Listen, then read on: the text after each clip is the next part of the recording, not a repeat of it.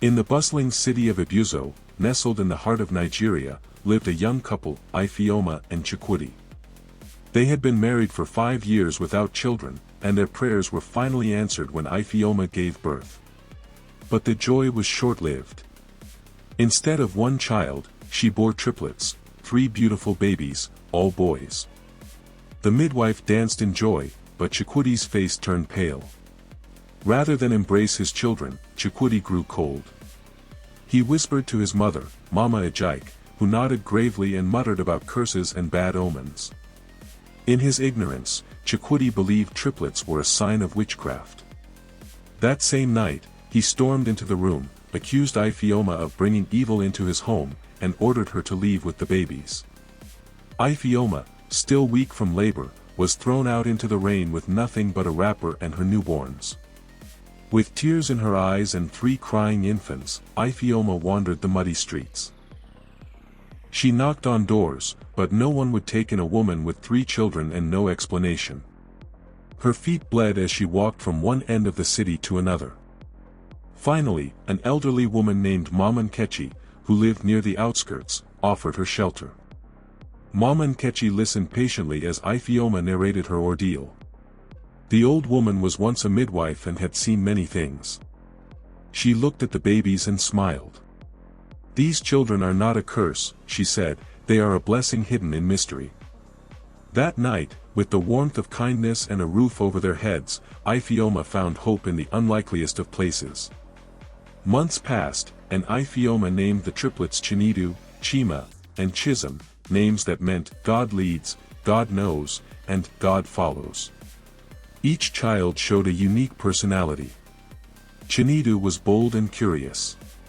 Chima was calm and thoughtful. Chism was full of laughter and mischief. Though life was hard, Ifeoma worked odd jobs while Mama Nkechi helped care for the boys. They sold vegetables, washed clothes, and did anything to survive. People often pitied them, but Ifeoma never begged. She taught her boys dignity, faith, and hard work. She told them, "One day, the world will know your names." By the time the triplets turned 10, their talents began to bloom. Chinedu excelled in science and built gadgets from scraps. Chima had a gift for music, playing the flute beautifully. Chism became known in their area for his storytelling and dramatic plays. Strangers would gather to hear him speak as if he were born for the stage. One day, a local teacher named Mr. Okoro discovered the boys performing a short drama at the market. He was so impressed that he offered to sponsor their education.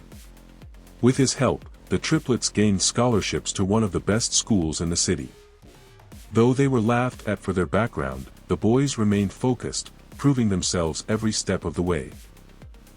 Back in the neighborhood of Chukwudi, life had turned bitter.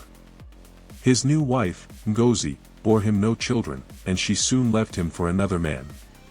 His business began to fail, and his once proud compound became overgrown and silent. He would sit on a broken stool, staring at the gate, wondering if he had made a grave mistake. His mother, now old and sick, often murmured about the cursed children. But in his heart, Chukwudi felt a haunting emptiness. He had not seen Ifeoma or the triplets in over a decade. Regret crept in like a shadow that never left. By the time they turned 18, the triplets were already gaining fame. Chinedu's solar-powered water filter design won an international science award. Chima was offered a music scholarship in London after his viral performance at a state concert.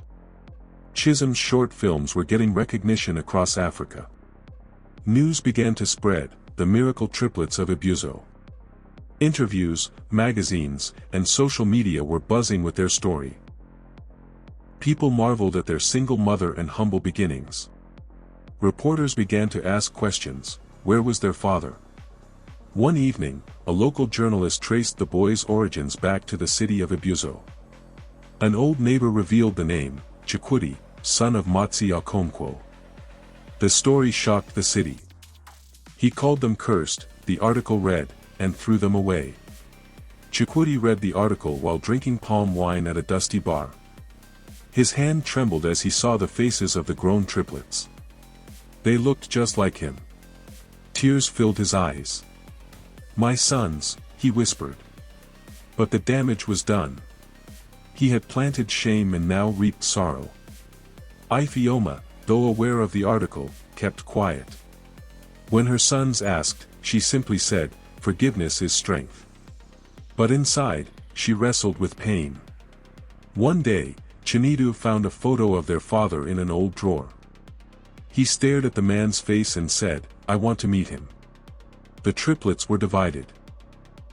Chisholm was angry, Chima was quiet, and Chinedu was determined. Eventually, they agreed to meet Chukwudi, not to reconcile, but to understand. "We owe it to ourselves," Chinedu said, "to close the wound." When they arrived at the crumbling house, Chukwudi was in the backyard, tending to weeds. He looked up and froze. There, before him, stood three tall young men, confident and radiant, yet with eyes that mirrored his own. He fell to his knees and wept.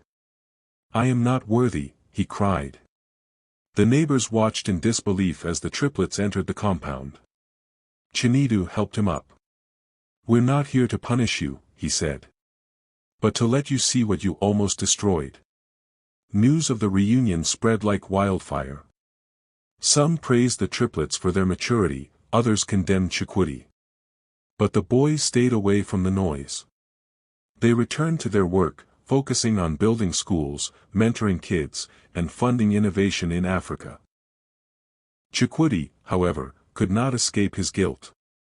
Though his sons had forgiven him, he could not forgive himself. Every night, he sat outside with a candle, staring into the sky, whispering their names like a prayer. Ifeoma was invited to speak at the United Nations Women's Conference. She shared her story, not as a victim, but as a survivor and mother. Her strength inspired millions. She was honored with a global award for resilience and impact on single mothers. After the speech, she returned home quietly. "I didn't do this alone," she told Mama Nkechi, who was now old and frail. "You saved us when the world rejected us." They embraced as mother and daughter in heart. Chima composed an orchestral piece called Ezen's Lullaby, named after their mother. It played across international stages. Chinedu created a foundation to provide technology access in rural Africa. Chisholm's documentary, Thrown Away, won an award at Cannes. Each of them credited their success not to wealth, but to love, unity, and sacrifice.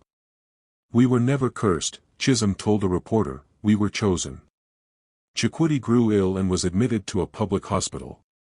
The triplets visited, sitting quietly beside his bed. "I don't deserve this kindness," he whispered. "But thank you." Chima took his hand and replied, "Let your final days be in peace." In those final weeks, Chukwudi wrote letters to his grandchildren, telling them to honor their grandmother and never let ignorance guide their choices. He passed away one night under a full moon, his heart lighter than it had been in years. The triplets buried him quietly, with no press. They planted a tree at his grave with a plaque that read, "From Shame to Grace." Ifeoma stood in silence, holding her son's hands. "He may have failed," she said, "but we must not." They continued their work, founding schools and mentorship programs across the continent. The triplets of Abuso became a symbol of hope for children born into rejection. They proved that destiny was not in how you start, but how you rise. Years later, the story of the triplets was turned into a best-selling book and later, a film. Ifeoma, now an elderly woman, watched the premiere beside Mama Nkechi's grave, whispering, "We did it, Mama. We really did it."